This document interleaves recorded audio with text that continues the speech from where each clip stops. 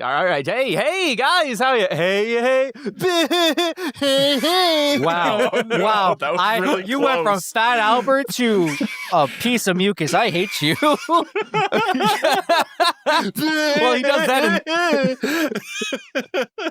I can't remember the last time I was so annoyed by an anime character before just Treble just spoke on screen, honestly.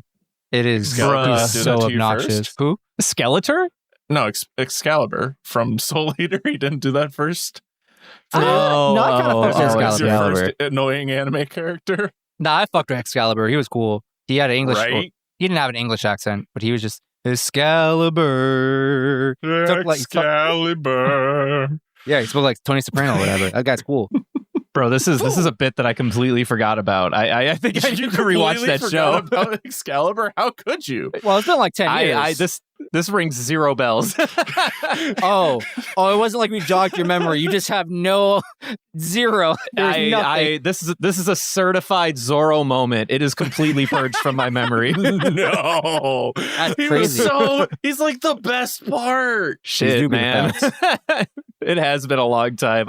Am I a weeb anymore? I don't think I'm a weeb anymore, guys. I'm relinquishing my weeb card. Give me your weeb card. God, give it up. That's You're fine. a fucking adult. fine. Disgust me. Excalibur. It sounds like a good bit. I kind of want to go back just to relive some of the glory. Yo, Soul Eater cast? What? I'm not opposed. Maybe. I do remember liking Soul Eater. That was pretty good. That shit The was OPs I and remember EDs having a were good time. banger. I just remember the like the young Death would always shoot the Death the pistols Kid? with the pinky. Or that guy, yeah, Death the Kid. He would always shoot pistols with his pinkies. That guy And I was the like, coolest bro, why are you motherfucker in my doing that? middle school years. Fucking shooting pistols with pinkies. Awesome. Symmetry. Wasn't he supposed to be emphasized like the guy who thinks he's cool but is also like secretly a dweeb because like his guns constantly give His him whole shit? shtick was symmetry, and the irony of it is that he is not symmetrical, and if it was unsymmetrical, it would drive him nuts. Well, I mean, I'm sure that was also You're a bit. thinking of Black but Star, yeah. who's like the loudmouth blue-haired kid who's like, I'm the best at everything, and I'm a ninja. I'm going to announce my attack before I attack. I do remember him. I do remember that guy. Yeah, yes, that guy. Black Star. Anyway, we're not doing the Soul Eater Kid. Back to One Piece. It's gonna be a long night. Hey. It's kind of scary how good you do that. Yeah. Dude, I got a mean treble. That's all I'm saying. I've waited a long time to get to this point in the series for me Please to keep waiting, I unveil beg of you. my secret talent. I've always had a mean treble in the back pocket, dude. God, I just hear him in the back of my skull now. I don't like it. Hey, nah.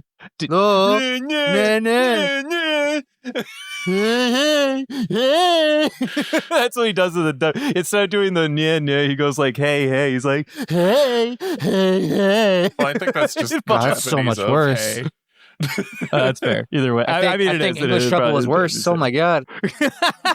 It's actually he actually did a great job. He does a great treble actually. Like Yeah, that's the problem. If you listen to the English treble, you're like, did they just literally bring the Japanese motherfucker and have him say it in English? What the fuck? He does That's you right now. a really good 1-to-1.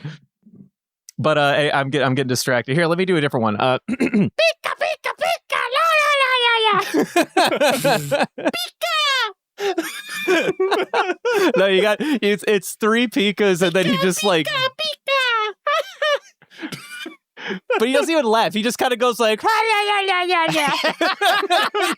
just like he like mumbles. What a dumb fucking laugh. Sounds like he's choking on his food. He sounds like he goes pika pika pika and starts like just choking on his tongue. I think I could get it. I think I could get it if I tried hard enough. If I had. You absolutely. I don't know if I can. want to hear you swallow your own tongue on cast, man.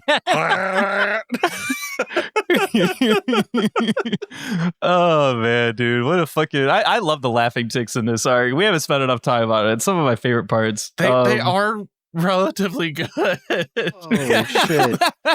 Like I it's still not a chapapa, but like It ain't no chapapa. It ain't not no chapapa. But yeah. I'm not a big I'm fan gonna of read our Pika's, summary though. now. Oh, yeah, do that. Yeah. Maybe I wanted to read it. Well, he has Well, to. He it's wrote better it if that I way. do it because there's a question for you at the end of it. Oh, yeah. I forgot about that part. All right. This week on One Piece, we had a lot of fighting and not much exposition. Our attention is focused primarily on Sai as he confronts Baby 5, and later Lao G and his grandfather, as well as the scenes between Dofi Law and Luffy Bellamy. That's all the summary you're getting this week. And if you're wondering why I haven't written anything else down, well, that's because I don't know what else to write down. Besides, giving you a play-by-play for each fight scene, and no one wants that. Anyway, Brendan, Devin, please tell us about your thoughts on the Corazon flashback, because we somehow glossed over those when you were here last night. Man, it wasn't even that good of a flashback. So, what are we really missing, I guess, What? Huh? Oh, wow. I really thought that we were going to have at least a little bit more nonsense on that one, but fair enough. Never mind. Oh, no. I'm having an internal struggle of whether or not I want to fight you right now, or I just got to let it go and just move on to Devin. I don't know. I'm just having an aneurysm that's your only take on it. I was expecting more. It was a joke. That's the whole point. I wanted to instill outrage, and none of you did it. I'm partially outraged. I'm internally outraged. I haven't let it out yet. I'm so outraged that I'm confused. Mm-hmm. And I don't know what to do with my hands except for make fists. You're... Wow, wait. Devin's genuinely outraged. He's not confused. He's upset. Devin, why are you upset? Did you like this flashback? I did. I actually didn't realize this. Yeah, Wow. Say more words. What? Yeah, Devin, please say more words. Yeah, what did you like about it? And I swear to fucking God, if you say the rat, I'm gonna take your mic away. Wait. Please tell me you... Did you listen to that episode yet? Yeah, I did listen to that episode. Yeah. I was gonna say, if you just call that without even knowing, that's amazing. No, of course I listened to that episode. I gotta try to stay. This is my problem. This is why I didn't spend any time last week doing it, because I didn't know what else I could bring to the table that you guys haven't already talked about. Unfortunately, I missed arguably some of the most banger fucking episodes in this entire fucking arc, which I'm devastated by. And I didn't want to waste too much time putting a bunch of thoughts on the table that you guys have probably already talked about. I have one critical idea that you guys have yet to bring up, at least in the episodes that I already have listened to in the flashback that you've covered. So that might be the one thing I bring when Devin relinquishes the rest of his time. But beyond that, I don't know. Relinquishes the rest of his time as you speak. What do you mean? We're on the time clock, and I'm sitting there. My button's already been pressed, but you kept going, and I'm like, when do I begin? Go ahead, right now. What are you talking about? This is how you have a conversation. Go. Stop rushing me. There's so much pressure. I don't even know where to begin, because I'm trying to remember exactly where, because I remember what we talked about the the rat episode, right? But I don't remember exactly what specifically to talk about. Let me after fill said you in. rat, because that was a big pivotal moment for me. Yes, clearly. Right. Yeah, that was a very important time for you. I'm telling you, he's coming back.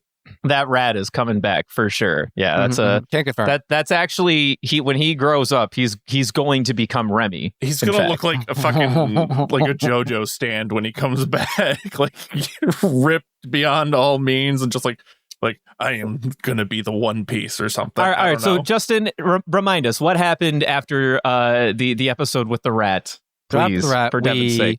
Focus in on Corazon and Law. Corazon, excuse me, decides to basically kidnap Law from the crew to go on a hunt for a cure for Law's Amber Ledge syndrome. They start visiting hospital after hospital. Even Law's just bro, please don't. It's not going to work. And it doesn't because no one has information or knowledge in how to treat the disease, because everyone who caught it basically died in that one night outside of Law. So there's, no medical progress there on that front. And then also he's still stigmatized by society. So after going through about 8 different hospitals and blowing them up, Corazon's okay. Well, I don't know what to do. I'm going to keep searching, though. We flash forward to, he gets a call from Dofi. He's like, hey, you've been gone for 6 months. Time to come back. But also, I found out they uncover a secret broker deal between the Navy and the Diaz Barrel Pirates or whatever, Diaz Extric's father. So Corazon hears about that, confirms with Sengoku, and he's like, cool. I'm going to return to my brother in 3 days, and we're going to do this, this, and that, blah, blah, blah. Scratch all those plans. Corazon is going to plan on taking the fruit for himself, giving it to Law, and then somehow that fruit is going to cure Law, allegedly. That's what everyone's thinking, even though no one's cared to explain it in any capacity. So Corazon finds out where this deal is going down. It's on some random island, and he manages to break into this hideout that DS Barrels is hiding out in. And we get, as Christian and me went over, one of the coolest fucking action scenes or stealth mission we've ever seen in our fucking lives, because you have all, silent. The fact that it was like Exactly. utterly silent besides like everyone else. Mhm, Oh mhm. my That was God. sound That was design, awesome. mwah, beautiful. The sound design of nothing. It's so funny when we talk. Okay, sound direction might be a little bit better choice of words here, because sound design. It's like, hey, what'd design you do? is there's I pressed the nothing. mute button. Perfect, bravo, The innovator. sound Oh my direction God. was a great idea. Yes. It made perfect sense, and it did make for a very compelling and fun action sequence for the. Actually, okay. So I do have one question before you finish reminding Devin of the flashback. Did you and Christian? Did all three of you? Did you guys like his devil fruit, or did you guys like immediately write it off as like that's fucking dumb? I thought it was know. cool from the beginning, to be fair. I Mhm. thought He did that say the that. devil fruit is like the implications of it were cool because like sure it's not like powerful in terms of like like some of the weird shit that we have seen. Like it doesn't have a actual direct like implicate use, but how he used it and like how he demonstrated its strengths. Oh my God. Like, that action I sequence totally agree. alone, like sold it. Like, yeah, this makes sense for why this is a really good fucking power. Sure, he's not going to be able to blow up a building with like his power alone, but he could. It's up to the creative use of it. Yeah. All right, go ahead, Justin. Finish your thoughts. I can't speak for Christian. I don't know if I made any comment about it publicly, but the power is cool. I don't feel like as strong as Devin does, I think, but it's cool. I don't hate it, obviously. What do you mean? It's literally like the OP ability from like every Bethesda game of Control, which is, oh, you're staring right at me. I hit Control and I crouch. I am invisible now. I'm gonna tell you, Devin. I told Justin to finish his thought, but if we're gonna stay on the topic, when I was introduced to this devil fruit, I genuinely thought this has to be the most useless fucking devil fruit of all time. The first time I saw this dude's devil fruit, I thought for sure this was it. We found the bottom of the barrel. This was going to have zero utility, and somehow, you know what? The stealth mission. It did bring me around. I became a believer. Archers are OP and everyone always becomes one. I'm just saying. You're not wrong. You're not wrong. But even like in an arc, we were introduced to the jacket fruit. I was like, bruh, That's crazy. this is stupid. To be fair, the jacket fruit is still at the bottom of the barrel. Well, no, but what I'm suggesting is that for a split period of time, when I was first watching this series, I'm like, I think this is worse than jacket. And I think now I tell past Brendan he is a dirty fool. Yeah. See, I had faith from the beginning. I was like, that's interesting and cool at the same time. Like the idea of it is cool. But yeah, I think the only really that thought happened afterwards. The only thought I really had about it was I genuinely thought the devil fruit made him a mute, and then he reveals that he can talk the entire time. I was like, oh, well, that was fucking wrong. I thought that would be a funny bit of like, yeah, this devil fruit took my voice away. That would have been an interesting tick. It would have been an interesting take, but you realize that as he's telling Law about his devil fruit, he's talking.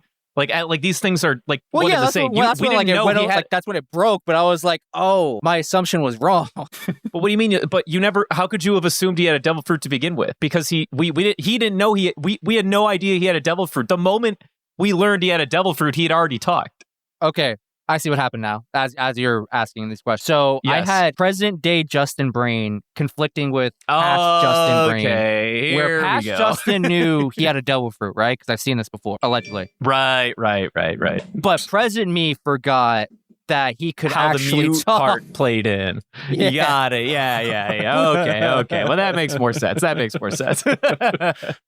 I just needed I needed that for my own clarity. I'm so sorry. Anyway. So for anyone out there listening to me, how do we get the end of this? sorry, let me just say something. For anyone who's listening to me right now, this is how I watch One Piece. This is how I operate on this cast. I have past Justin Brain informing me with whatever memories he can store. And then there's present me who can't like remember half of that shit. And this is what happens. You get, hey, Justin like knows something. And then you sit there and you ask, does he really know anything? What's that like Cat from Adventure Time? It was like, I have a knowledge of many things. Exactly. That's the one. That's the one. That is me to a T. Yeah. Oh, is your name Fred? He's so close. I never saw that, but I know that bit, and I do like that bit. That's a good bit. But yeah, stealth mission happens. Corazon does a really good job until he doesn't. Still manages to walk away from the fight. Force feeds Law the OPOP fruit. He's kind of bleeding out. Tells Law to go find the Navy so they can take him away. Unfortunately, Law runs into Corazon. Sorry, not Corazon. Virago. Yeah, that was big bad. Virago. That's a. As soon as I saw it, what are the chances? Oh, no. What are the chances? Actually, it's like he's afraid of a group of Marines, but there's one Marine. There's one guy. This guy's safe. This guy's cool, and then he wasn't cool. The whole Virago thing was happened. Not cool. He was no bueno. No bueno. Doflamingo shows up, confronts. First, he opens up Birdcage, so everyone's kind of fucked on that. And so Corazon's like, all right, I need to somehow save this kid. And also, that's it. He's just here to save the kid. So he figures out how to just... The stupid... This is so dumb. This is so fucking dumb, but somehow so genius on Corazon's part. He puts Law in a treasure chest because pirates can't... They have a compulsion. The logic behind it. the compulsion to just see a chest and take it with you. This looks like treasure I must take. But I'm not going to look inside. Blew my fucking mind. So Corazon dies or gets shot by Doflamingo. Doflamingo's crew takes the chest with Law, and Law's being silenced by Corazon's devil fruit, so you can't hear him cry and shit. They eventually make the coastline. They see Suru's ship ready to attack. Law crawls out. We see this scene of Law crying as long as he can because Corazon's trying to live as long as he can to let Law escape. And then when he finally dies, Law's cries are shrouded by incoming missile fire. And it was really sad. R.I.P. Corazon, best big brother I've ever met in my life. Yeah, best big brother of all time, for sure. Best big little brother, technically. Mm-hmm. Best middle child. Well, he was the run. He was the youngest. No, he was still the youngest. He was not a middle child. Unless Dofi, but older than Law. So by extension, but Law is not. Are we bringing Law into their family now? Listen, you guys started with the whole aging of he's bigger, but he's like not the oldest bigger. You guys did this, all right? Don't be mad at me. What? We were talking about with relation to Doflamingo, though. And I was talking about something else. Anyway, Devin, that's the flashback. Do you have any more thoughts? The only thing that irked me about the ending of the flashback is that they don't elaborate on how he gets rid of his lead poisoning. I mean, it's going to come eventually. I hope. I pray. I agree with that to some extent. I think that that was kind of one of the. It served its purpose, showing like the narrative of like the hatred. I just wanted the resolution of like, why is this boy not pasty white anymore? They never. Yeah, clarified. Right. I do want to come later. Maybe, I don't know. I do want to point out and make sure we're all aware that this fruit is not just like a magical cure-all. It just gives the user the ability to have like unlimited availability in terms of like operation opportunity. Yeah, so it's like basically what we learned here is that clearly very short time after Law gets away here, because he was like literally fucking dying that day practically.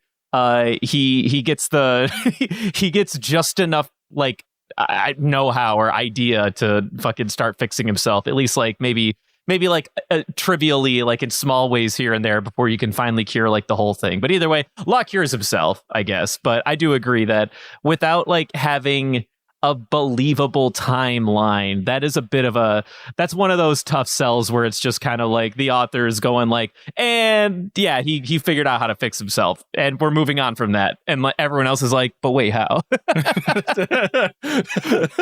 That's what I mean. It's like, but wait, what? How? Like, how are you still alive? Tell me. What? I just a little bit of something. Just give me something. Like, it could be stupid. Give me like one more dial in there. All right. I do want to know, and I'm sure you guys did, but did you guys you guys did figure out or notice that when Diaz Barrels was the one with the fruit, that was ex Drake's dad, right? So Christian figured it out like off Wait, the what? rip when he saw the episodes. I had suspicion, but I had to like confirm with the wig. Like, is that who I think? So wait, Yes. is the boy that made it into the ship that the Marines captured Drake? Yeah, That's Drake. Drake. Because I was about to just now ask that question, like, oh my god, like, wouldn't it be cool to see like what happened to him? Now he's going to be so fucking proud. Now I know it's Drake. I'm kind of underwhelmed, but at the same time, it's like, oh, that's cool. Didn't Yeah. realize Well, that. so they merged a couple of, and at one point, Diaz Barrels, because his name's Diaz Drake. Diaz Barrels is like talking about, hey, where's the fucking kid at? He always runs away. Like he's like our best fighter, and he always runs away. So it's kind of implied that even at this age, he had already eaten that devil fruit, and he's like their muscle in the team, and he's just like, bro, I want to get the fuck away from these pirates. Yeah. Drake is just like, please, I don't want to be I don't want to be a weapon of mass murder anymore. Just get me out of here. So just to clarify another thing, I thought Drake was a pirate. He is current Technically, he was 'cause he was pirate part of his dad's crew, or is So okay, Like, I mean, he in was a current pirate. Event, He- I mean, current event times. Like, is he a Yes, pirate yes, or is yes. he a Marine? 'Cause He was- made it sound he like was he didn't want to a- be a pirate, and he's a pirate, but he's not a pirate. in this backstory, when he is a child, we learn he wanted to escape being a pirate on his dad's crew by joining the Marines. That did happen. Okay. By the time we know him in present day, he at one point got up to the rank of rear admiral before he quit and became a pirate. That is the present day Drake that we now know today. following And he his also father's like footsteps. following his father's footsteps or following, I don't know. Well, we don't know all that. We He's just know going he was back like to his roots. No, they said it. They I'm said gone- that Barrows was a former Navy guy. They did. Okay, well, okay. When you say following in his father's footsteps, you're putting a lot of like intent behind it. He just so happens to also have decided to become a pirate, and his dad did the same thing. It's a funny Apparently, Barrels was coincidence, and also. I'm gonna just say he's following. He's just like that.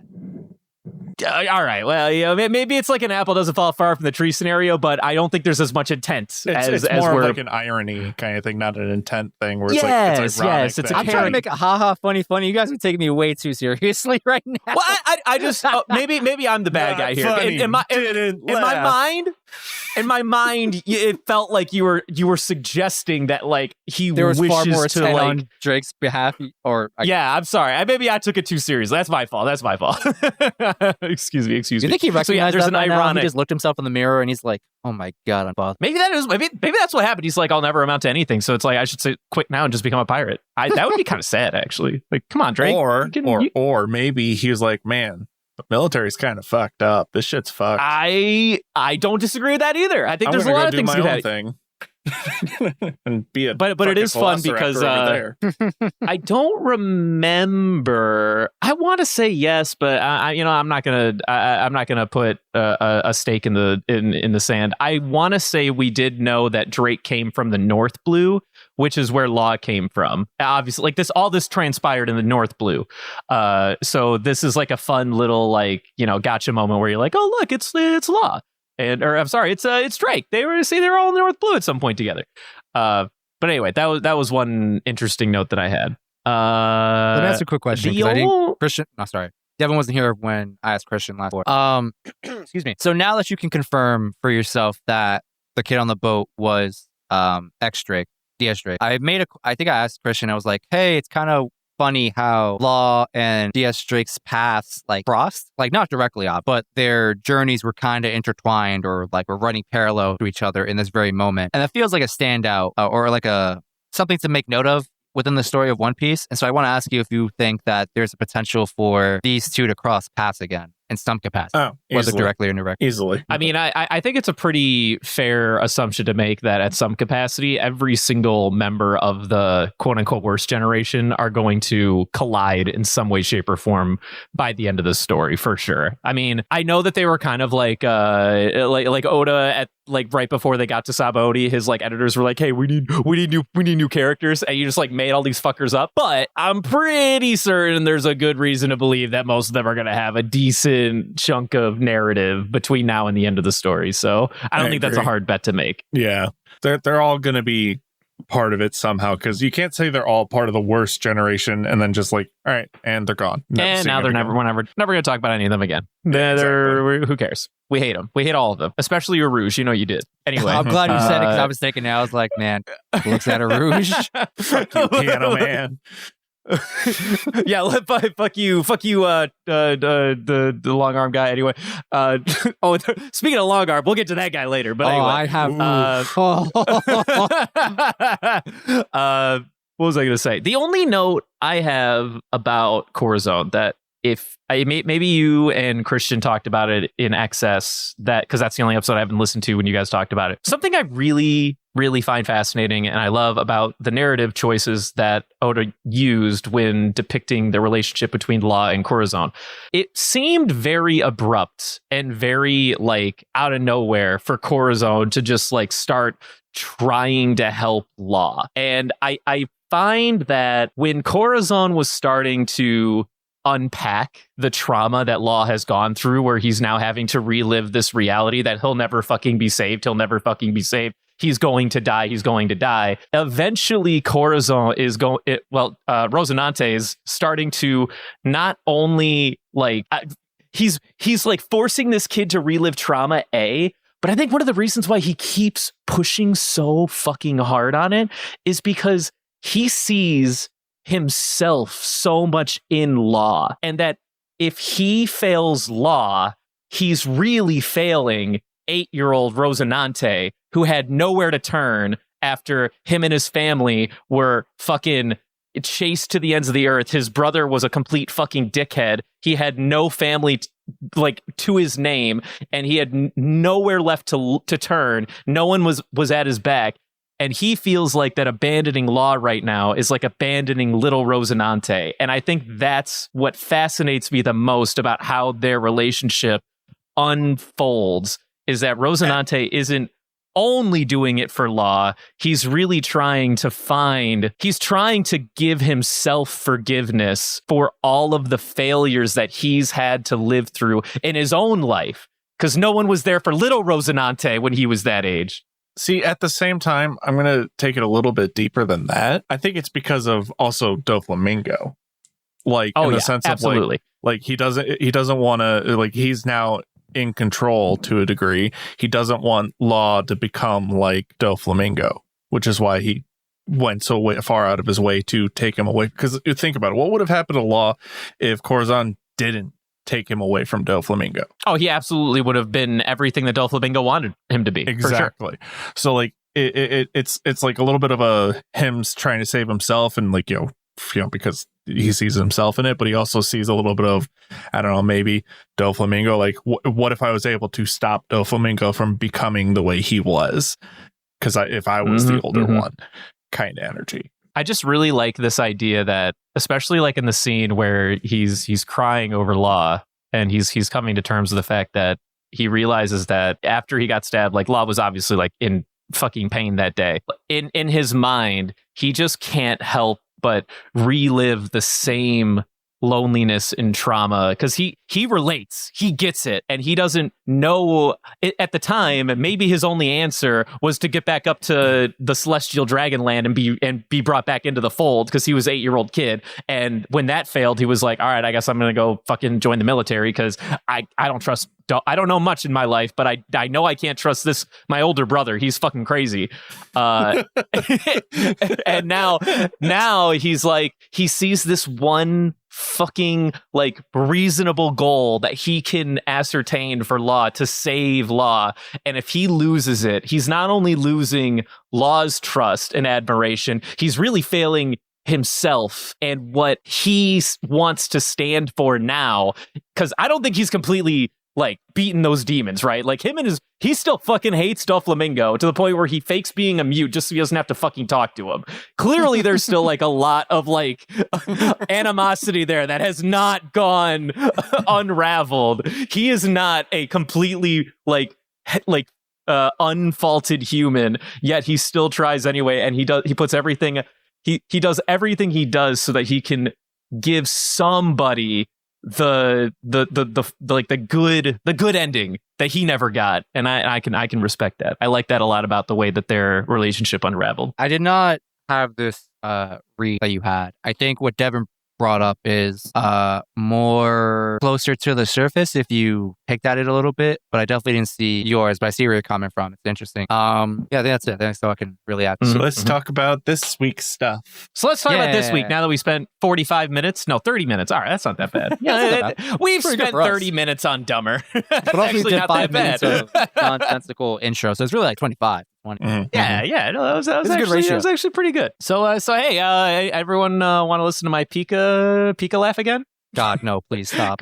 I have never felt more in line with Zorro than just being like, that's not a real laugh. Stop. Just stop. You're doing it for attention. Please stop. It's so bad. I'm convinced really Pika bad. doesn't know how to be a person, bro. Like whatever Pika's flashback is, it's part of something related to is that Pika doesn't know how to be a real person, and he's piecing it together little by little by just existing on the crew. He's like figured out eating, figured out walking, talking, all the other stuff. He just hasn't figured out how to laugh. He's still learning that.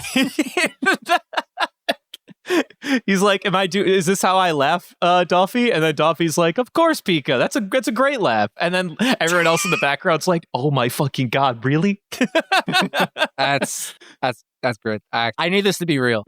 I need my head to be real. Yeah, Doflamingo, even though he's like a manipulative motherfucker, he's kind of he's got his family's back. Well, does he? As long as they have his.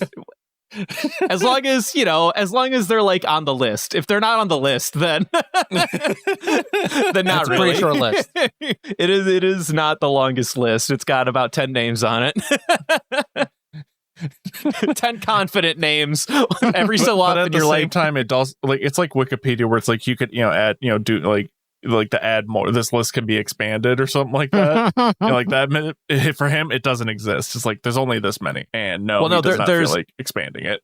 There's the public list that has like 100 names on it. That Doflamingo's like, nah, it's only like 10, but that's our list. They don't get to see they don't see the real list. Like Bellamy's on the list of 100. He thinks he's hot shit. And then Doflamingo's he thinks he's like, one of us. He thinks he can stay with us. You know what I mean? Yeah, exactly. Doflamingo's like, Baby 5, you're like barely on the list, just so we're clear. All right, that's a real crime. Surely Buffalo's on the bottom of that list, man. I think Buffalo absolutely clears Baby 5. What for do you sure. mean? I mean, I think he does. No, listen, okay. Let's go right into this fight. Let's go right into this. So one of the episodes we got was the conclusion of Lao G versus Shi Jiao and Sai. Sai was fighting Baby 5 at first, and then we got the heart-wrenching reality that Baby 5 has so little self-worth and self-respect that at the sheer whim of a stranger telling her that she ought to off herself, she proceeds to go, hey, as long as I can be useful, that sounds great to me. Bro, and Sai's literally like, okay, I didn't. That was actually, a joke. That was a joke. That was a bluff. You're supposed to say it back to me. Say it back, please. Just say psych right now. Say psych right now. We're not supposed to. No, we're supposed to fight. We're not supposed to. No, what are you doing with that gun? No. At one point, so what happens between and also I'm gonna also be real. I don't love the writing with this scene, but I understand what it wanted to convey, and I will give it a minor pass. It's unfortunately veiled in like huge misogyny, which is something that I can't inherently get behind 100% of the time. But what we're trying to convey here is, she has always been this broken person who has only ever lived to serve others because she has never built any real self-worth for herself, because she was fucking discarded as a child by I don't even like she was like a fucking gremlin. Did you see that, Mom? Did you see that was a nightmare demon. that was a sleep paralysis demon. Let go over, honestly. I'm pretty sure Oda just asked the guy who draws Uzumaki to just like make a demon for him and then like put it. Junji Ito. Yeah. Yeah, Hey, you just Junji asked Ito, you want a little side back character cameo? Go for it. Here's mom. I've made you mom. He's like, you want to give her a name? And then Jujutsu's like, no, not my style. Mom. This is mother. You will only ever refer to her from now on as mother or I don't know where woman. Baby Five grew up, but wherever it was a barren waste. It looked like the bad part of Lion King. Like wherever Scar lived, that's where she lived. The shadow area. Yeah. What about the mammoth graveyard? We must never go to the mammoth graveyard. Exactly. Oh man, dude.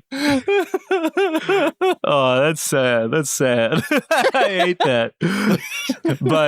But we get a brief backstory of her, and unfortunately, yes, heartbreakingly, there's a reason why she always does this gag where she just wants to be accepted by a man. The reality is that she just wants to be accepted by anybody because I need to be useful because when I was useless, I was abandoned. So, like, I actually didn't hate this at all. Like, I didn't see what you meant by the misogyny part. You'll have to elaborate a little bit more on that. This is the part, but like as a whole, though, like everything that happened in that whole episode, I liked a lot of it. Like they expanded on Baby Five and like why she is like the way that she is. Yes. And like also, I ain't gonna lie, I kind of like the Sai and her like ship in my head. Like, I like that. Absolutely. No, not. I'm here for the nice. Sai and Baby Five ship. Don't get me wrong, but this is the part that becomes a little misogynistic. You ever notice that in the time that they spend on this bit, it is always her finding servitude to a man? They never do it the other way, or they never like, play with the idea that she could be useful to a woman or something. So here's the thing is that I think it's also based on the aspect of like, like when you look at like the flashback, for example, it's men approaching her typically, right? But she was also discarded by her own mother. No, I know. I get that. Like, I don't see how it's misogynistic when typically it would be a man approaching her. I was thinking more of the misogyny being placed or rooted in like Sai's character and dialogue because he's calling her a tramp, he's calling her this, he's calling her that. Sai just kind of like has a bravado about him that just screams 80s macho man lead character kind of stereotype for me. Yeah, and that's where I find a lot of it is rooted in. But I see your point, right? Like I see that part, but like the others, I'm not seeing it personally. Think about it like this: we have Baby Five who has a people pleasing adjacent problem, who is dressed as a maid, which I didn't pick up until like right now. And yeah. And granted, dude, what? You just picked up on that? Listen, she was part like gun majority of the scenes, right? Leave me alone. It hasn't gone anywhere this whole time we've seen her. If Christian's not going to notice all of the heart paraphernalia surrounding Law like a couple weeks ago, I got to pass on this, all right? See, that's listen. Me, I'm going to let this one slide. Continue. So you have Baby Five just as a maid, has a people-pleasing complex or whatever. Sure, it's mostly men approaching her, but like, who drew the men? Who made up the men? It's Oda. Oda wrote a misogynistic plotline. I'm not going to burn him at the stake for it, but like Brendan, we should call him out on it. Right. This is where I'm at. I'm not going to burn my man at the stake, but I feel like this character trait would read a lot more if we played harder into a gender neutral form of people pleasing, when the reality ends up being it's really only people pleasing men, which is like fine. I get it. I understand that this is still like a series. Just give me the one token woman towards... getting her in order, and we'll let it slide. Yeah. Again, I'm not gonna. Again, I like Justin said, I'm not burning Oda at the stake. Okay. But this is like the one thing that puts like a minor sour taste in my mouth behind her character. Otherwise, I love her character. I think she's actually a very well written character flaw, and I love flawed characters. Says the man that thinks her ability is dumb in any other anime. I mean, I think her. No. I don't think I ever said it was dumb. I said it's literally unbelievable. Yes, you fucking did. You said in any other anime, this is useless, and I had to point it out that you were wrong. Maybe I said that. That sounds like some ignorant shit I would say.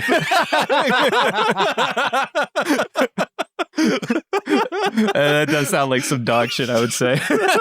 That's why I wanted to bring it up to like throw it in your face. Like, yes, you fucking did. Yes, you did. I remember. I got loud at that point last week. All right. Well, present me says this is the most like mind-boggling, unrealistic devil fruit I could see in almost any other anime. Like, I can't imagine somebody just morphing their arm into a gun. Okay, all the I do time. remember this take. You did say this, and then And I literally slapped you across the face with it and of examples of where this is and how it's awesome.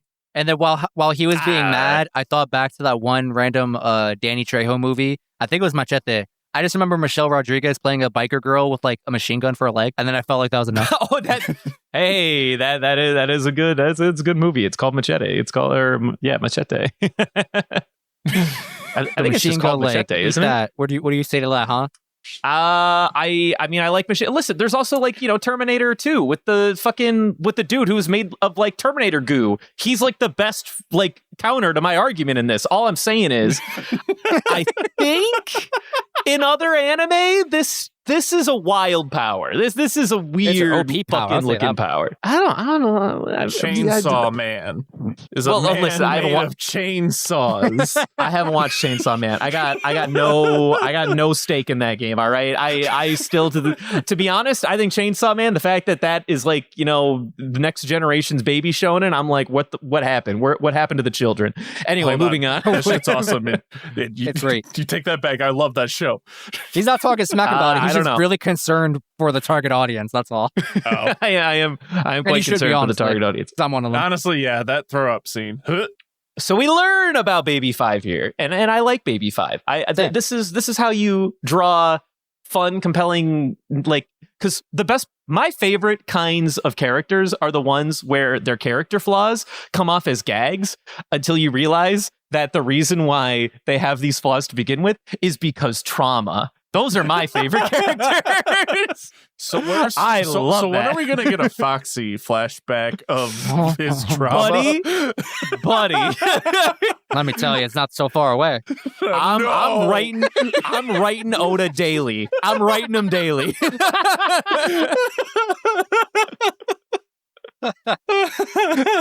My number one fucking complaint. I'm just kidding.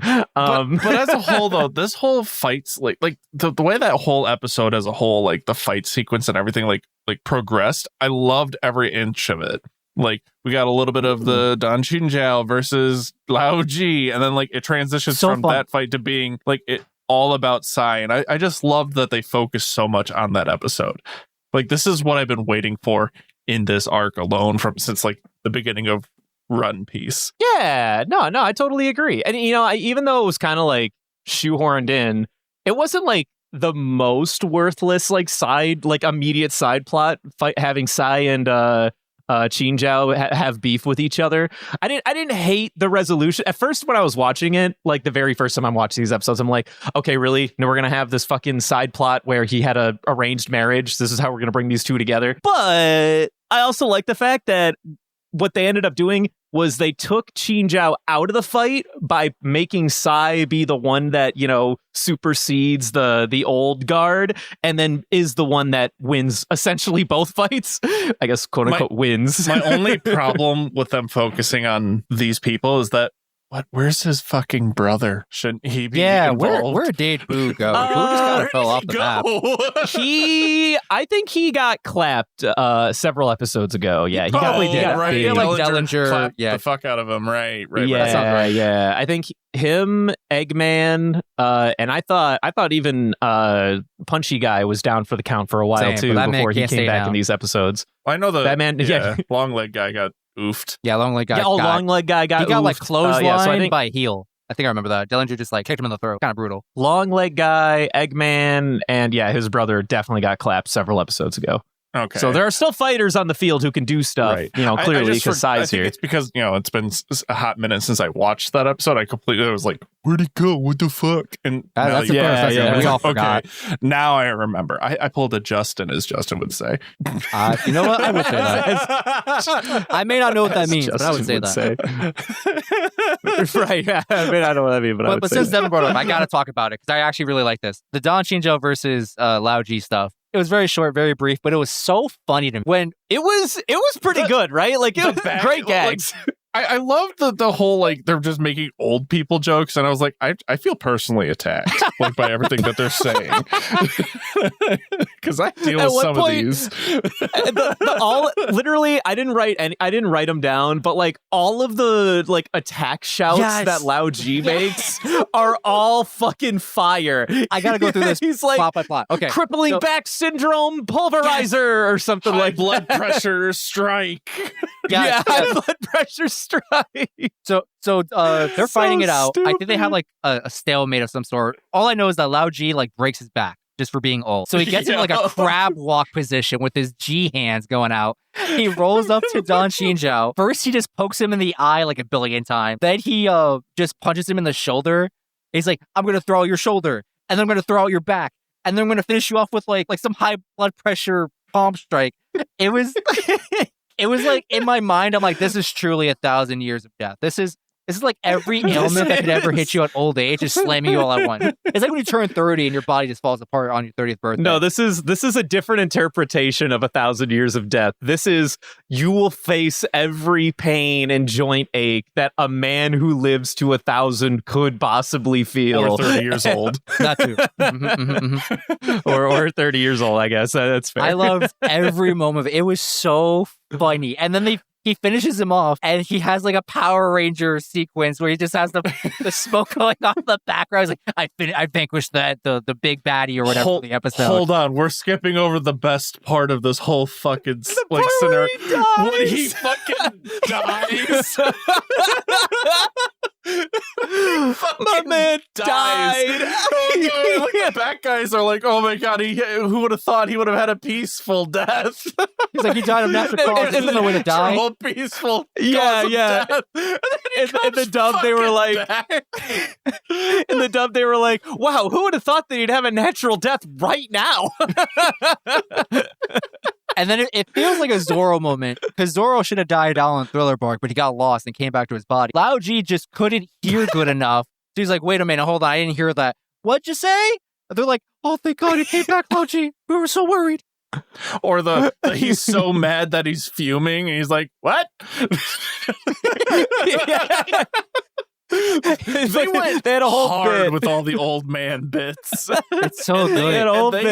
And they swooshed them like that. There was no rim on that. That was just pure net, in my opinion.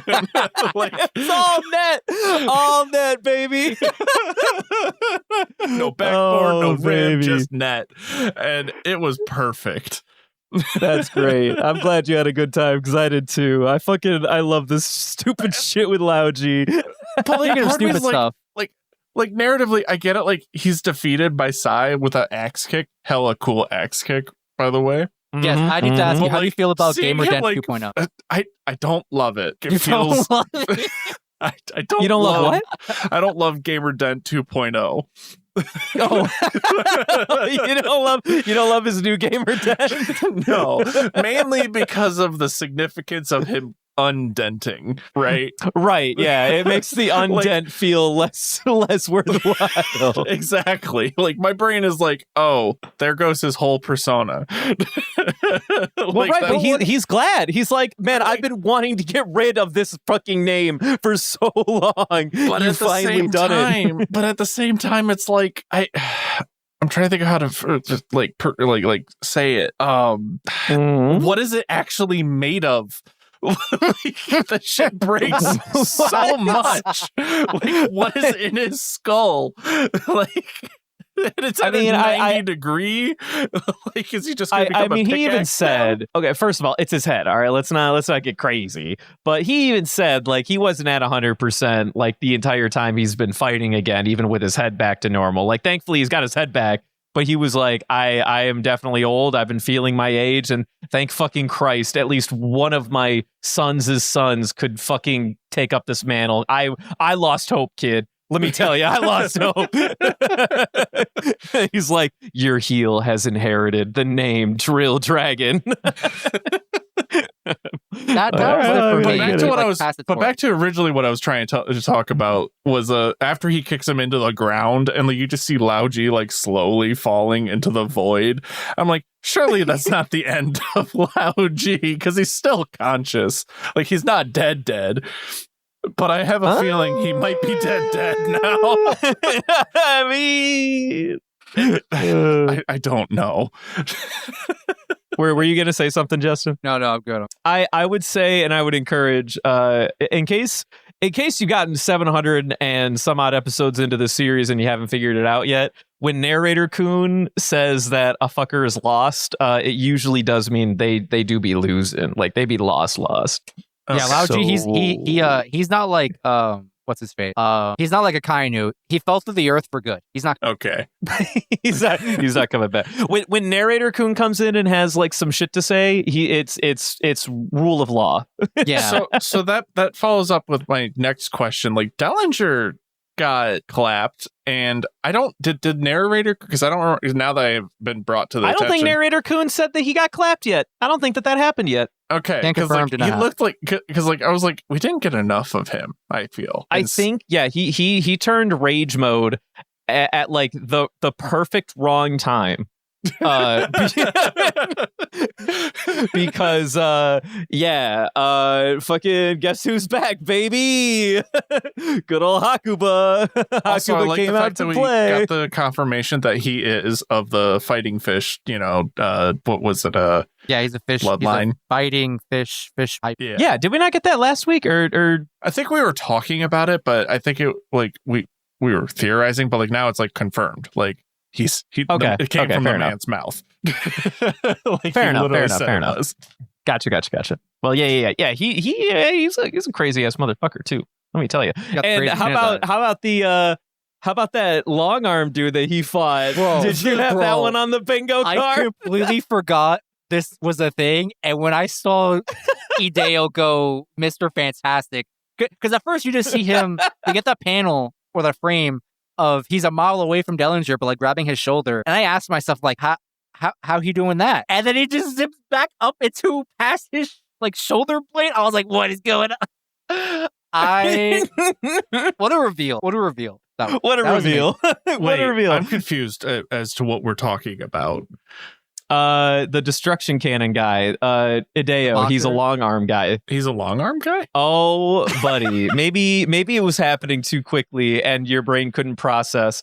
Was there a moment you thought that Hideo had extremely long arms for no fucking reason? Yeah, like he had the gum fruit like punch, and I was like, "What the fuck is this about?" The reason is because, and Dillinger figures this out. You know how he has those really pointy shoulder blades? Yeah. He's just tucking in the extra joint up into his arm in that sleeve, and he's keeping his arms closer so that when he's reaching for Dellinger, he's fully extending his arm. Oh.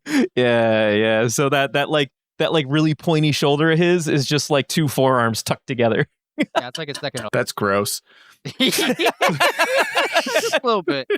It's definitely a little body horror-esque the way that they depict it here for This sure. whole fight between them two is body horror because then we get Dellinger Oh, yeah. removing his own teeth. Yeah, Dellinger went Yeah. full. Who did this first? What's this guy's name? The shark guy. He definitely hit phase 2. He turned on phase 2 of his boss meter. Yeah, for he went sure. for Right. Arlong. That was Yeah. crazy. But Arlong did it like in a different way where it was like it just chopped and then like removed his dentures. Dellinger is like, all right, I'm gonna pull the shark and physically move my teeth out. It's like those nightmares you have when you have like your teeth start falling out in your dreams. That's what it made me think of, and I was like, I hate it. But then they made it really big teeth, but then cut back to the kawaii chompy teeth. That was a Did little. they? I think he still has the chompers. No. So what I meant by that is like the animation went from like full blown body horror, super long teeth to he has a normal face, but he has the little chompy shark teeth. When they came in, they were got too it. long for his face or his mouth. And then Yeah. it dies down. Yeah. I gotcha. Yeah. Either way, fucking disgusting. Second off, Yeah. Still love Dellinger though. Still love him. Dellinger's a cool guy. I do think Dellinger's a fun villain for sure. I just want to know why he wears heels. I I'm think not saying he it's just- bad. I'm not saying it's bad. I love the heels. You know, Slay Queen. But I know the Slay. answer. I just don't know if the answer gets revealed in the end. It's nothing You like, actually have an answer? yeah, I mean, it's something like Earth Chat. Is it like is there like an actual like reason, or is it like a personal like choice reason thing that like got revealed in an SBS or some shit? I don't know if I know it's quote unquote public knowledge. I just don't know if it was said in like actual anime manga or is like shoved off the SBS. You know, sleep on that until Dellinger either gets more screen time or yeah. Well, hold on to that because I don't actually know where you're going with this because I don't think I know why he wears heels. I'm going to be honest with you. Maybe that's just a bit that I forgot. It's definitely like But- not as like if you think it's gonna be like a big reveal, it's not. It's just like proper. Let's be careful. Let's just keep that on the DL for now. Well, we'll save that, That's and like then condition. you know we'll point and laugh at you later when it's not good enough to meet our standards. Anyway, when the hype doesn't, you know, make up for it. Yeah, I'm trying to dissolve any hype. I'm actively. Dude, but yeah, Dellinger got clapped by Hakuba though. Maybe not permanently, but he definitely got the clap for sure. And somehow Gladius And made it out Hakuba- alive, or seemingly so. My dude's just. I think he ran off somehow. Hakuba missed him. Or just didn't care enough. I think Hakuba or Gladius is just like he's aware that Hakuba's now on the battlefield, and he probably like played defense with like his pop powers or something was like the impression that I got from what we were doing. Like when Dellinger showed up, Gladius was like, "Dude, fucking leave! There's like an extremely powerful dude on the battlefield right now." And then Dellinger's like, "What do you mean? Like, we'll be fine." And then because classic Dellinger's anime cocky, swordsmanship. yeah, classic anime swords. My guess is that at some point, Hakuba probably already tried to attack, you know, our favorite Gladius, but then he, you know, probably did some fucking like, I'm gonna explode the ground near me, and then you won't be able to touch me or something. And then like Hakuba's like, I have to be careful. Similarly, when he was looking, you know, piecing over at Bartolomeo, and he's like, I want to cut you right now, and then Bart's like, the Bart bits. Oh my god, I love him so much. yeah, Which one's your favorite Bart's one? The pretty racket, good. the bulldozer, the hole in the wall. All of it. All of it. Like He the is way he's pretty using his good. ability is like the best. Like seeing the racquetball, you know, like, haha, you can't shoot her. And then like, you know, like how he's being attacked by Hakuba, and he's like, haha, you can't get me. And like they both look up and he's like, shit. He's like, Like, everything about this is fantastic. Like there's only like one more part that I was hoping, like another bit, which I hope is still going to be coming up, which is that Bart just like encases him in a cube of barrier.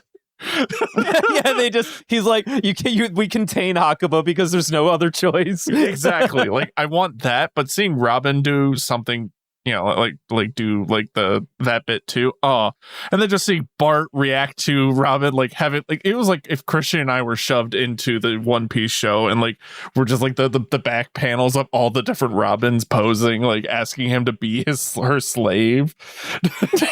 Like I loved every instance of that. I just, you know, this goes back to I hate that fucking Christian within like minutes of meeting Bart fucking immediately figured out that he was going to be super fan Bartolomeo, because now I knew this bit was going to play out, and then him and Bartolomeo were going to be like, oh my god, same Bart, you and me both. Christian's gonna be here, so I texted him a couple days ago when I was watching the scene. I was like, "Damn, Christian's gonna be really jealous that." And I tell him what, but like Robin winking at Barto and him just falling into a puddle. I'm like, Christian would be mad. He's like, "It should have been me. It should be him. It should have been me. It should have been me. It's not fair." Fucking Yugi meme. Oh, but I was actually surprised. even like just Me, seeing not like the him. dump truck motion of like being inspired to like just all right, I turn into a tractor, a John Deere, and I start plowing the fields. Like, Yeah, and that it's bit. like fucking like Cavendish is just like, Bart, can you fucking not? Like, I'm here too. He's like, no way can do, Cavendish. I can't stop now. And then Cavendish is like, well, why? He's like, Well, he doesn't because even I've call got him- fire and passion. But he doesn't even call him Cavendish. Everyone calls him him Cabbage. Even Cabbage, Robin calls him Cabbage. Everyone do be calling him Cabbage, though. Like the bit even nickname to before that where he's like, no, I don't think I'm going to stop you, save you from the bomb. And then like he does. And he's like, all right, well, I'm not going to let you back in. And then he's hey, I'll let you in once. I ain't doing it again. I feel like they're going to be long-term partners, and I love it. Like, as in, like, you know, like pirate crew partners. Like, they're just going to be riding with each other from now on because that is the when we perfect finish blend the to arc, have. they're going to be tag pirate captains or whatever. Exactly, like an unstoppable team violent pirate force and captains. an unstoppable, unbreakable wall. Like, perfect balance. I mean, I do like the idea. I do like that idea for that bit. That would be funny. Bart was a vibe these episodes, though. I also love when he's just eternally a vibe. when they both look up too, and they both realize that the top of the barrier's open. I also love that his immediate reaction isn't to like Seal close it it, off, but to twist it. yeah, like twist it to make it like a He's never squeezed or twist crossed his fucking fingers so barrier hard. like it's a bread bag. That was funny. That was hilarious. And so like part of me was guy. wondering about his barrier, like how like can he not make a sphere, like a fully enclosed barrier? Maybe is that the reason why Absolutely, he can. He's just fucking stupid. Yeah, he can. He just doesn't pay attention. Clearly. Absolutely, he can. He's a Okay. fucking moron.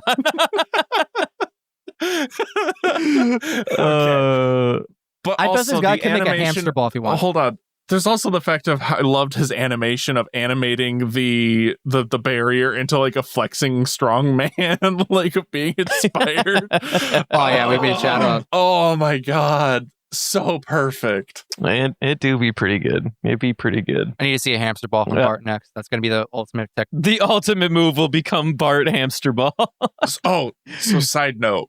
So I was, you know, I scroll on TikTok because I have nothing better to do at work. I saw a video of someone cosplaying as Bart, but they were standing in front of a fountain pretending to piss in it. Oh, God. Okay. Granted, it was a lady, you know, cosplayer, but she's just like sitting there, like hands in front of her, like that. The classic animation just turns and looks at the camera. I was like, I love this. This is a great bit. I'm so happy that so many people love Bart just like I do. Bart he's a fan favorite for sure. I even have to concede that he is a fan favorite. I hate that power, man. It's always gonna be fucking. Even when he's like helping Cavendish, he's like, I'm never gonna let you back in here. That's what Like, makes it so awesome. He has full control over it. Where he's like, no, fuck you. I'm safe. You fuck you. Brendan Him just being a can't brat- stop going back. No, forth, him like being Ellen a from brat the playground. plays much better into his fruit, because if he wasn't a brat, I kind of feel like this would be a broken power. Like this would be this would be a really dumb power to fight against. But the fact that he's a brat and clumsy makes it so that it like that's the character flaw he needs to make me vibe. Never change, Bart. I fucking hate you, but I love you at the same time. Oh man. Elementary school Brendan just can't stop being. I'll Me, the goblin go in the room, going like neener, neener, neener. Like I fucking love this. Inside this cast, there are two wolves: ones who hate the neener and ones who embrace it. Oh man. But the other main skirmish is of course Kiros versus Diamante. They're still having they're having a time. They're not having a good time. They're not having a bad time. They're having a time. It was I interesting feel to see it, like- but like I feel like we're gonna get more later on, and it's gonna be more fulfilling. But right now, it's currently not fulfilling because it's just like, haha, look at me wiggling around, and you being off balanced as you are already off balanced. as you are a one leg man. I do like. I mean, I just like the Rebecca and Kiros storyline. So I'm always here for screen time between those two characters. I enjoy that we get the confirmation of the dedication that Kiros now has to make sure that Rebecca never has to pick up a sword again, and how gut-wrenching it was for him as a father to have to not only allow his daughter to pick up a blade, but to have to train her just so that she could defend herself. And he's taking it real fucking personally now as a human again, being like, no, you don't understand.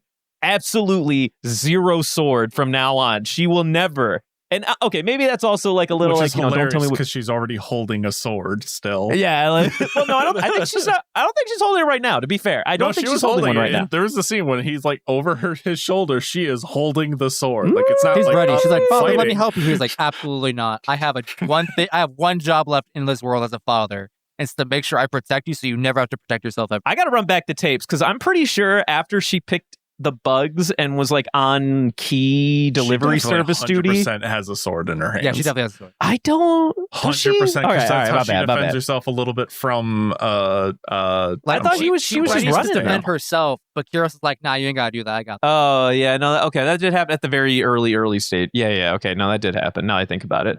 Mhm. All right, well, you know, either way, like Heroes is just like either as long as she doesn't have to deflect, then he's doing his job, or at least to his own conviction. You know, fucking.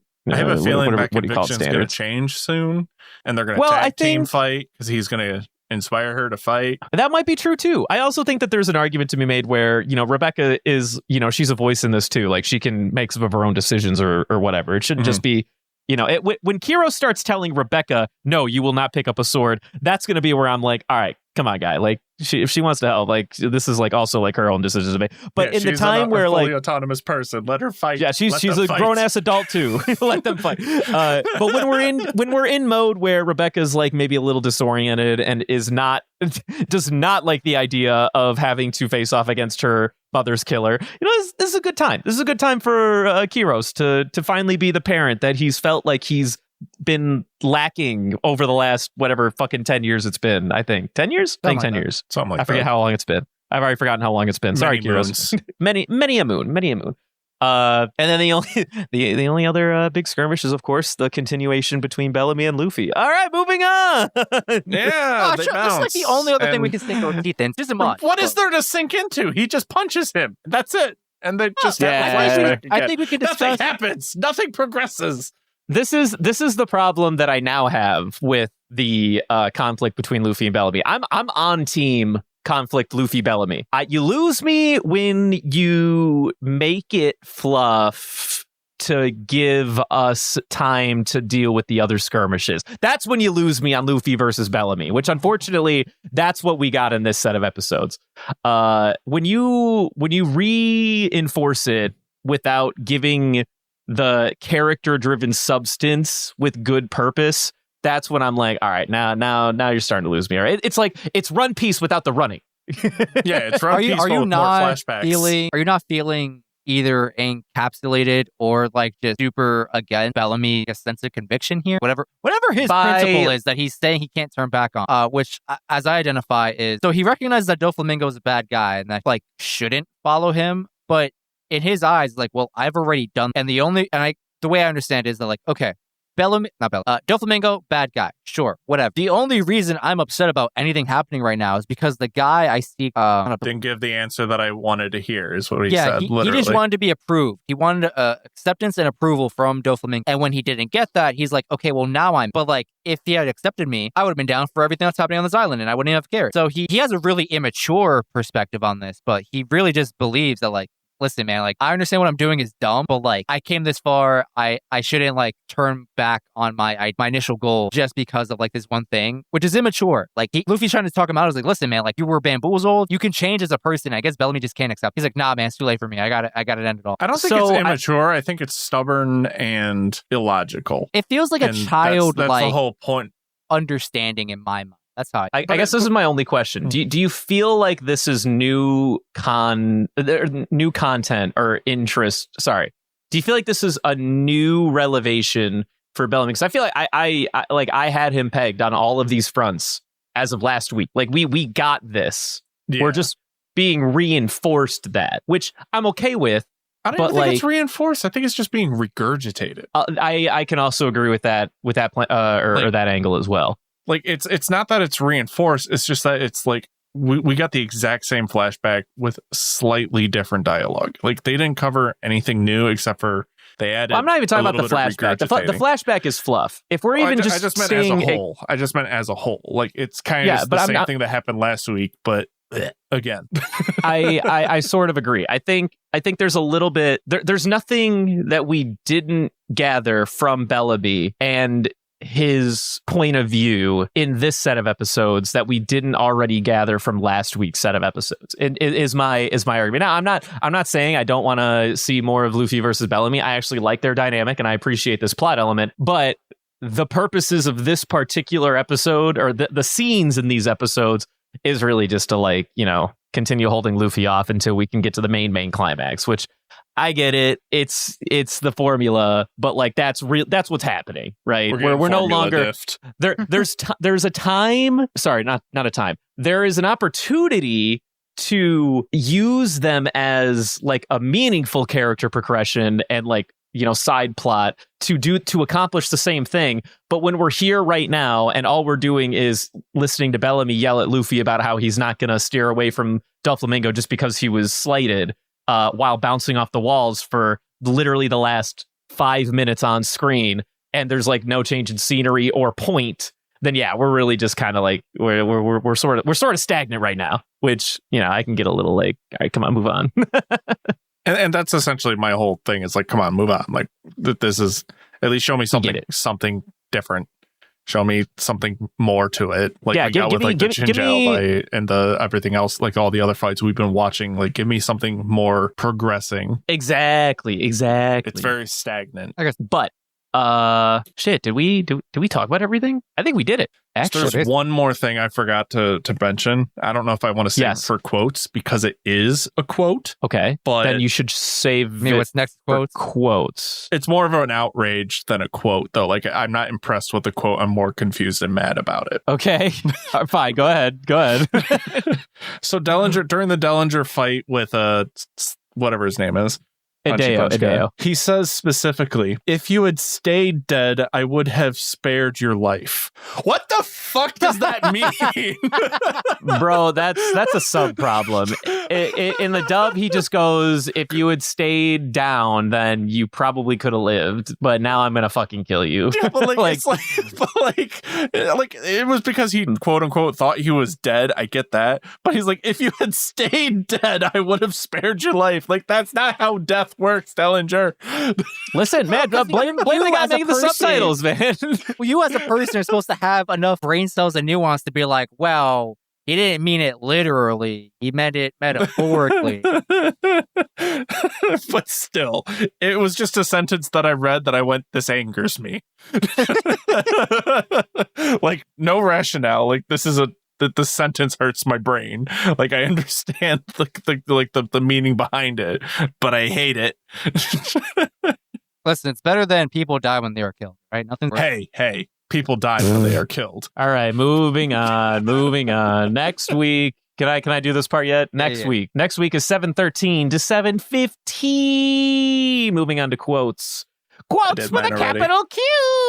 I'm just kidding. It doesn't work.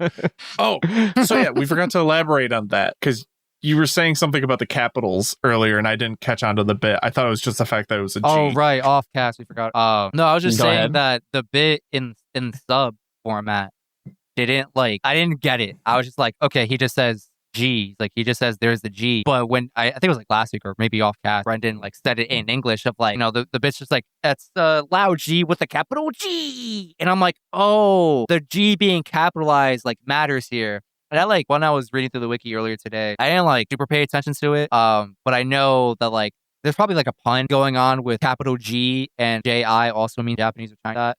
There's something going on there with wordplay and whatnot. It's definitely a giant pun on like the word old or something like that, for sure. This isn't rocket science. When every time he says there's the G, I'm pretty sure like the saying G as a letter is probably also like a fucking kanji for the word old or some shit like that. I know there is some pun in Japanese related like to it, but is old man in yeah, it's something like that. But either way, I mean, whether it's there's the G or dub G, I mean, the bit is that he's just constantly pointing out the G's, man, and it's like G's, like, that's the bit, G's. G's. The capital G. Okay, because I thought it was something like specific. Okay, so it is a kanji play. Okay. Well, I mean, it might be kanji. It might be. I don't know enough about too many things. It just all that matters though is G. It was just hearing it in English gave me like a eureka moment of like, oh, okay, this is partially why it's meant to be funny. I didn't get it. I was just kind of laughing along as if I did. It was like, ha ha ha ha, ha. Yeah, that's funny, right, guys? Someone said this. It's like, you just gotta breathe the bit more. All right, you gotta like instead of like needing a reason for the pun to make sense, you just gotta lean in. Because like what I've been it doing. wasn't that Like, it made sense. It was just like I didn't read the letter G in quotations on my subtitle as capital G, if that makes sense. I don't know if that's like G. I mean, I was feel just like G, whether it wasn't capital G. I understand what you mean, but even if like whether we're emphasizing that it's capital or whether we're emphasizing and there's the G, like the emphasis is in the delivery, man. You'd be like, and there's the G. Like, I either just way, think I it's wasn't bit. getting it until I heard that was the problem. See, I just love the fact that he's pointing out all the G's. Like that's the part that I loved. It was the bit as a whole. He is a G. He do be a G. And now he is G he's in the for ground, gone. and there is the I also love this. I can't believe that this was going to be a quote. You know, we're in quotes anyway. I cannot believe that this fucking pun works in both English and Japanese, or at least they made it work in the dub. When Lao G and Baby 5 were quote unquote defeated by Psy, they go, Lao G fell. And then they go, Baby 5 fell. And then they go, in love. And they changed the fucking word live. yeah, they changed the whole kanji in itself. That was good. I cannot believe that joke plays in both fucking languages. We apparently have the same phrase for falling in love. That's hilarious to me. So that is a huge W in my mind for localization everywhere.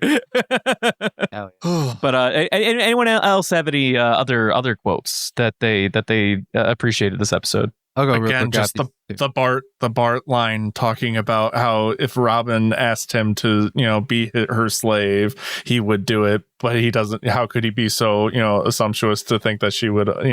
He's too beneath her to be allowed to get that like that permission, like that line alone. Like I don't remember the word for word because I was too. Well, at one point he was like, maybe I can even have her step on me. And he's like, okay, hold on, Barto, don't get too crazy. All right, you're still like that whole line sequence. Chef's kiss. That's what does it for you.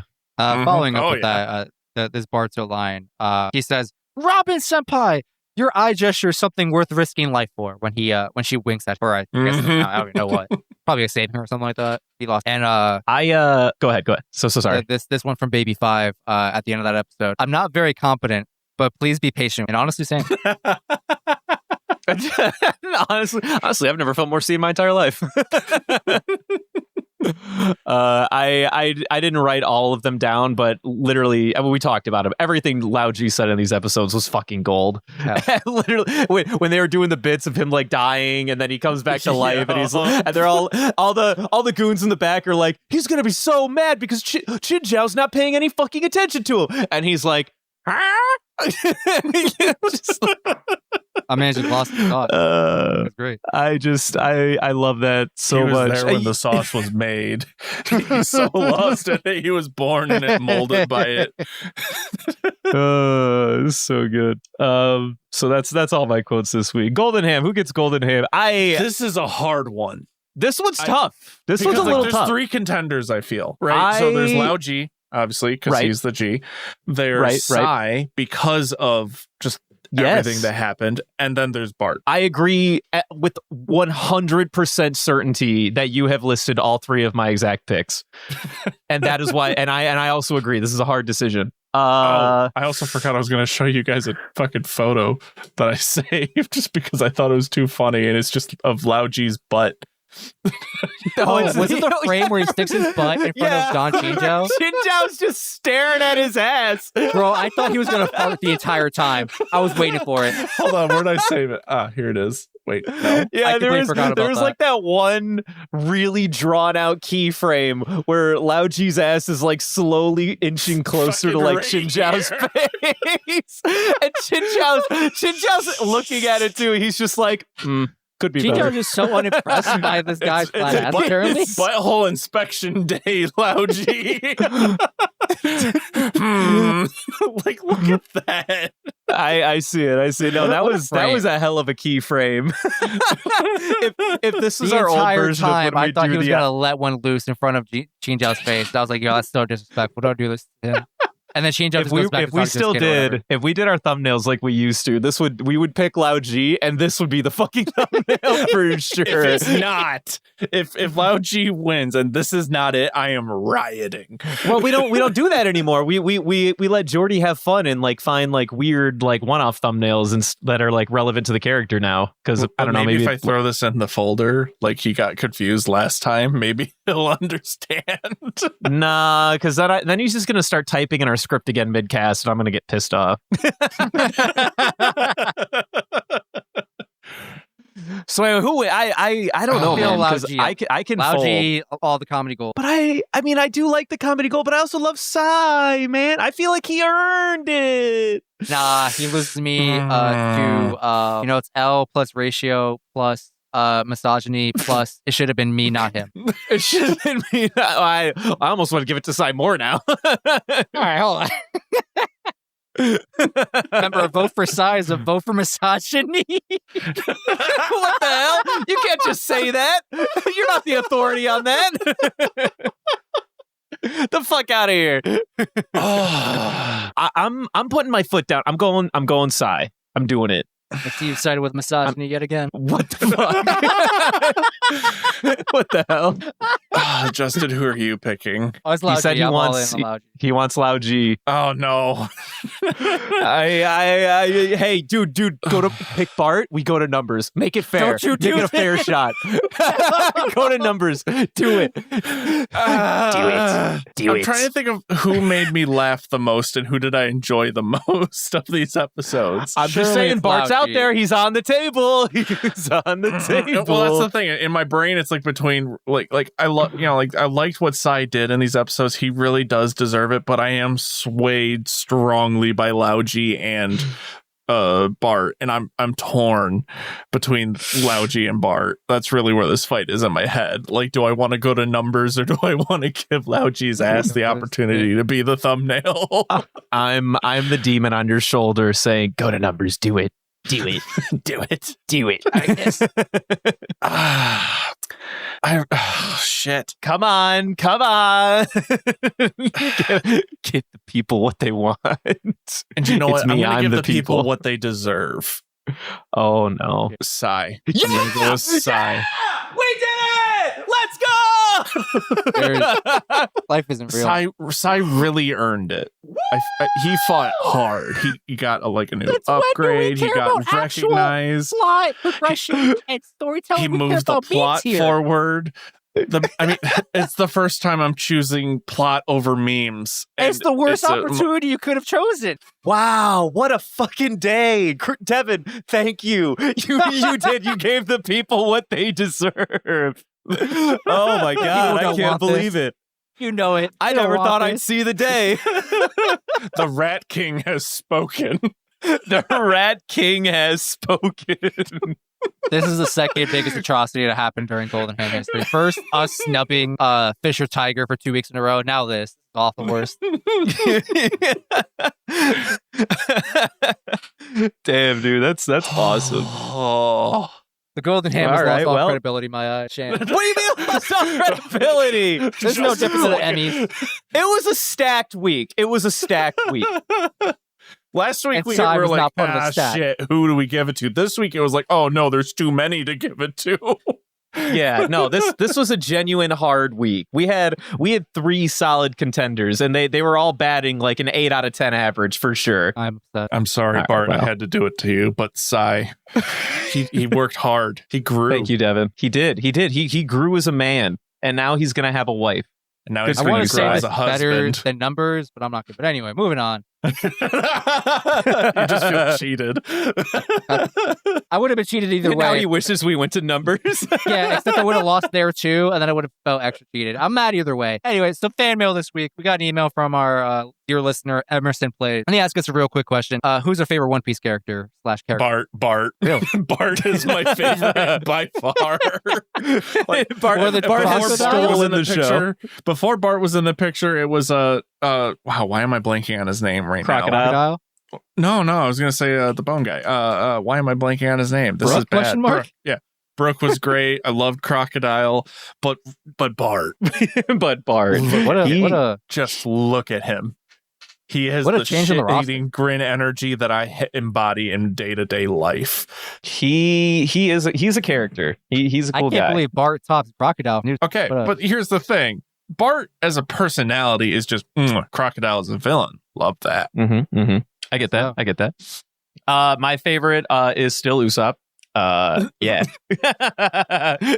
I've been in that camp for a long time, and I'm staying there squarely. In fact, It's still Zoro and Law for your boy out. It's gonna stay that way until like a deep part in the future, and then I add like 2 more characters to that. solid shout out. My favorite warlord is Bart. Bartholomew Kuma. Say No, not Bart. Get out of here. No, get out of here. Did someone say Bart is going to be a new? No, it's not. emperor? Stop. My God. Stop. Bartholomew Kuma. He's a cool guy. I really like that dude. He's always been my favorite warlord. As soon as he got introduced, I was like, that's a fucking cool ass design. I like him. He's my least favorite. He's my favorite. There are Well, fuck 2 you. I hate Barts you too. inside of you. Inside One of you, that there are uses paws. The other has barriers and pissing on One's a things. bear, the other one's a rooster. One's a bear, one's a rooster. The chicken and the cow frame the dolphin and the whale. Oh shit! Thank you, Mr. for your email. Moving on, Patreon shout outs. We got Twigo, Taco, and Rin. Twigo, Taco, Rin, we love you. I think Christian got your movies for the month, so we'll be working on soon. I think Hell we were a yeah. little late with last, but I think all of those are out. Frank. Yeah, we got another one this Thursday. That'll be tacos this Thursday.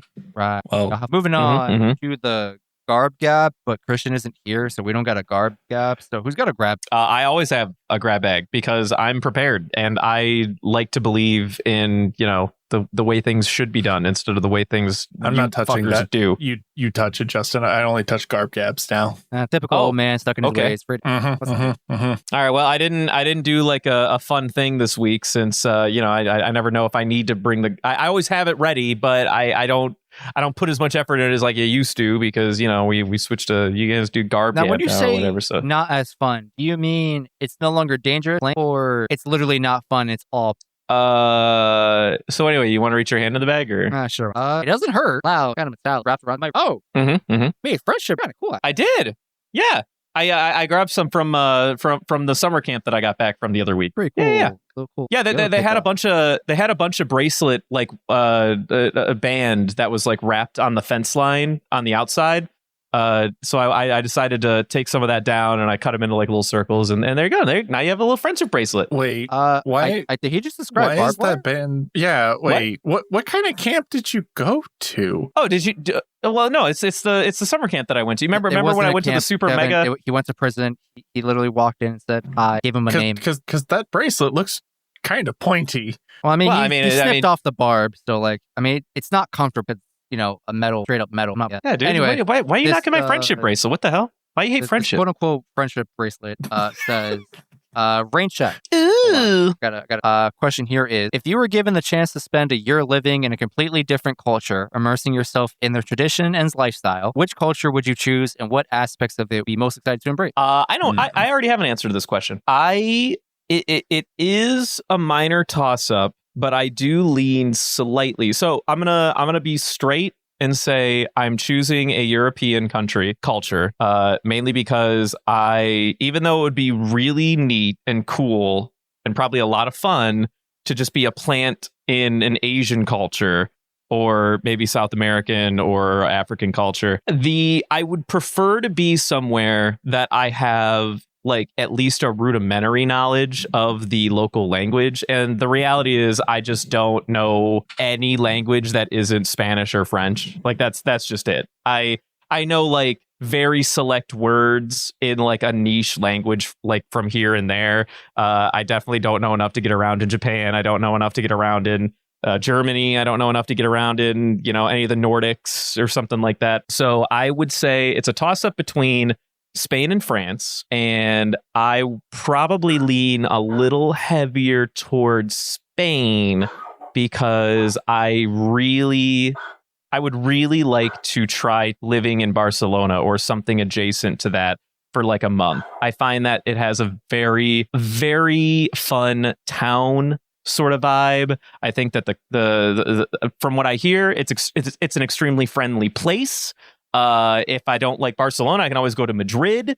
There's just a lot of really cool things, I think, in Spain that I would like to experience and be a part of. And I could probably make it far more successfully than I could in most other countries. So that would be my pick. I would love to live in Spain and just be dropped in Spain for a little while. Maybe it's the Dressrosa talking, because this is based in España after all.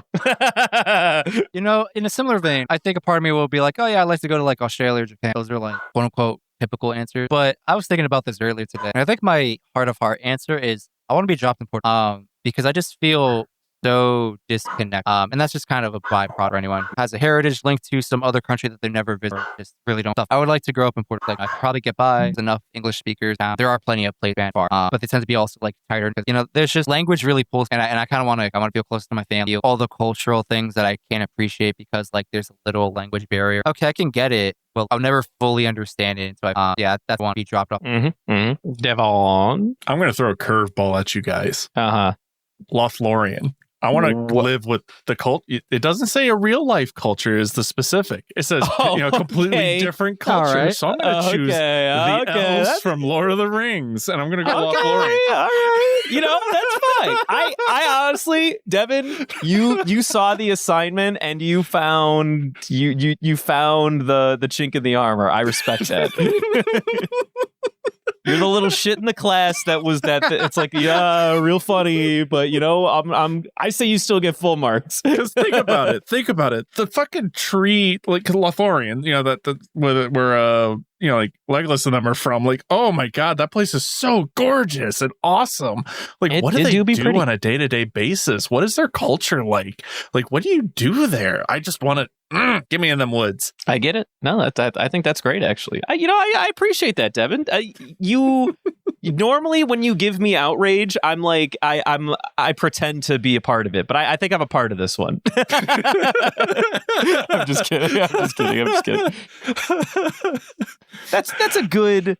That's a good a curveball. I can appreciate that. Mm-hmm. You're welcome. All right. Well, I think that's the end of the question. Did we do it? The end of our show. So Devin, do the thing. Follow us on Instagram and Twitter at Panda Sightings. You can send us questions at pandasightings@gmail.com. If you want to financially support us, we got the Redbubble and our Patreon. If you want to join the community Discord, go for it. It's down those links below as well. So as I was saying, elves. I'm just saying. All right. I'm not biting on that one. All right. I'm out of here later. Can we talk about that Soul Eater cast we were pushing before? Like, I'm down for a Soul Eater. Dude, I love me some Black Star. Cool snot-nosed loudmouth sword girl thing. Tsubaki. Yeah, that's so much. Did you guys actually press stop?